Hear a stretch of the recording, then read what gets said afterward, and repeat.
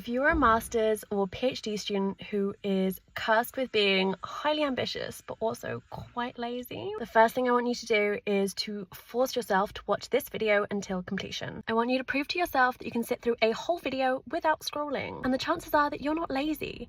You just want to work smarter without having to work harder. So here's some advice on how you can do that from someone who believes that not everything has to be so hard. Number one is set lazy deadlines. This is talked about in the book Atomic Habits. When you set yourself a deadline to do something for just 5 minutes a day, it will often turn into more, simply because you just started doing it. Like, you know when starting your writing just feels like such a chore, but when you're kind of in the flow, it's not that bad? Number two, remember that 20% of your effort actually brings you 80% of your results. Ask yourself, what is one thing I can do right now that will move everything else forward? Chances are that one thing is not going to be rewriting an entire paper. It's going to be something smaller, like editing a summary. Number three is let websites help you. I never see anyone talking about this, and it is so undervalued. Here's my favorite one that I use almost every single day. It's called Inara, and it's great because it allows me to store all of my research together in a library. And then I can group different papers together into folders to keep everything organized. And then in those folders, I can read everything side by side in one tab.